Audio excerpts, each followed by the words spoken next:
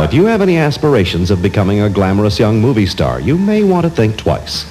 After Brooke was done sticking around in the slime, the next shot to be filmed called for the young actress to drop her face into the ultra slime. Plans that apparently didn't seem to bother Brooke. I loved it.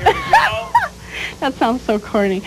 I just thought it was fun. I was laughing, and it was fun, and it was gross, but I've always been a real tomboy, so it wasn't that bad, and it was fun. It kind of felt like I was playing out in the mud and making mud pies and stuff.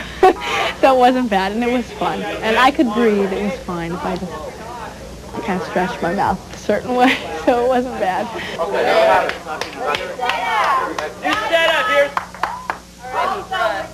The next shot in this scene finds Debbie trapped inside the Roach Motel with a victorious Freddy Krueger peering in.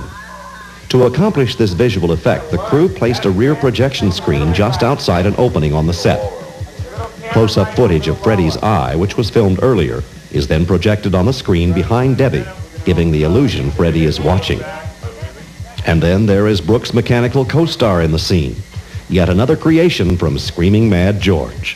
For this puppet roach, because of the insect look, we thought regular latex wouldn't look as good as something like really, kind of stiff and shiny look. And we decided, let's make a vacuum foam, which is plastic, sheet or acetate, heat it up and then go over some stone mold, so it gives that shape.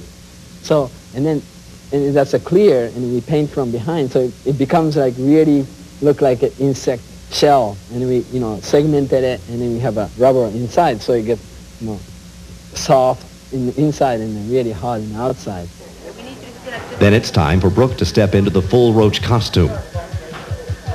Black makeup is then added so Brooke's face will not be seen under the head of the cockroach. A few more roach parts are added. More ultra slime is added to the floor. And Brooke does her best to get comfortable in a rather unusual situation. It was uncomfortable, but it wasn't as bad as I thought it was going to be, because I found a position that was real comfortable. And, when he said action, I did my thing, and then I went back down. The only thing that really hurt was my neck and pushing up, because on the slippery stuff, I had no control. Well, that's the only part I didn't like about it, that I couldn't turn around. You know how the cockroach turns around and sees the eye? Well, I'm like, that's all I can move. I can't do any more.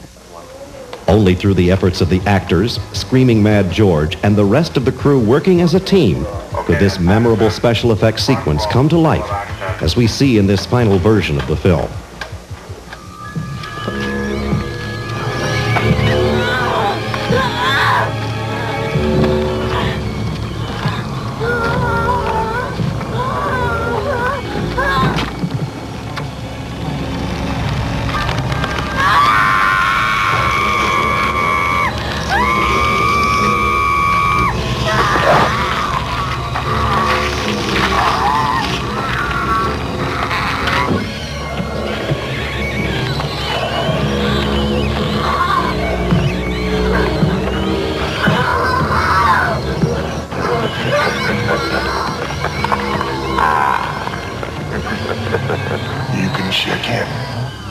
But you can't check out.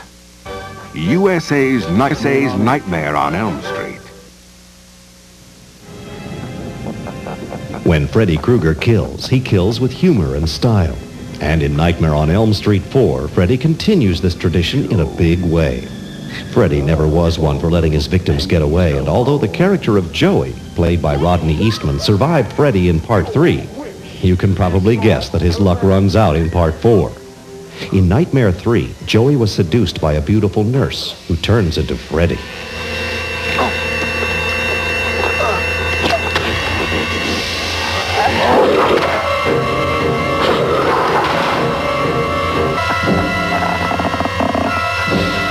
What's wrong, Joey?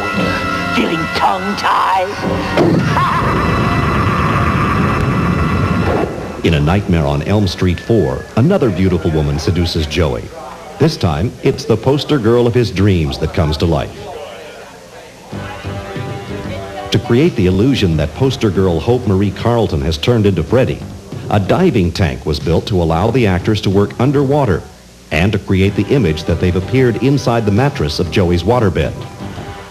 The entire bedroom set was built over a water tank. Behind Joey's headboard is the unseen portion of the water tank, which allows the actors to submerge underwater, holding their breath and positioning themselves for the scene. Next, the scene is rehearsed for camera position with Joey, Hope, and Freddie. And then the cameras are ready to roll.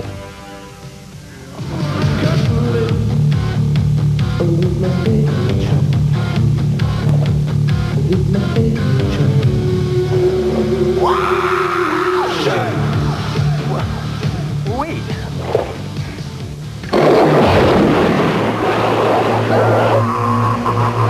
How's this for a wet dream? Because the Nightmare on Elm Street films feature one spectacular special effect after another, the producers have learned how to film these elaborate effects in a cost-effective manner.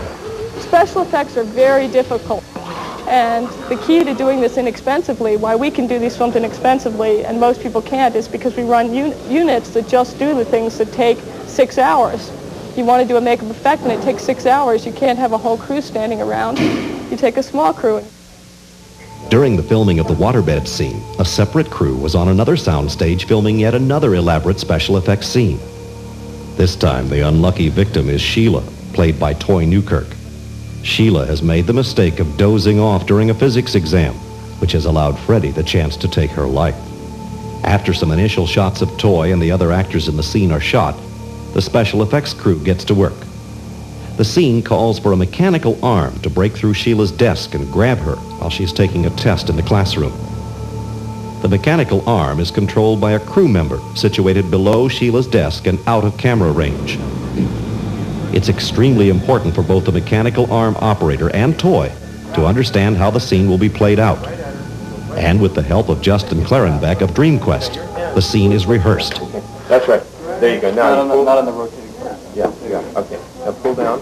Okay. Okay, now you're violent. Now, the whole time.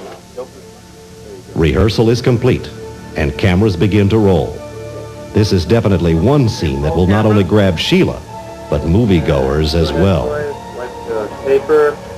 All right, and break through the ice. And, okay, struggle. Okay, and out, up. Okay, and now, get her face. All right, and a little camera left. Okay, down, pull down, go down, go down, go down, go down. Okay, back up. Back up, okay, and push him away. Push him down, struggle, struggle, struggle, down, down, down, down, down, down, down, pull out. Okay.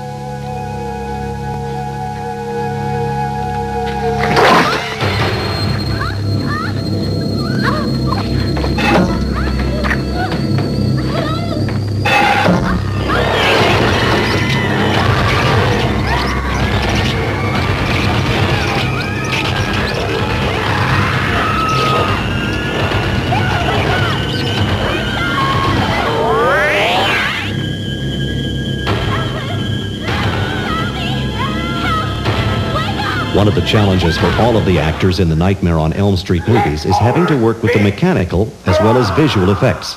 For Lisa Wilcox, the biggest challenge in appearing in a Nightmare film was reacting to frightening objects that weren't really there. A lot of the special effects have a personality, and you have to react to that personality.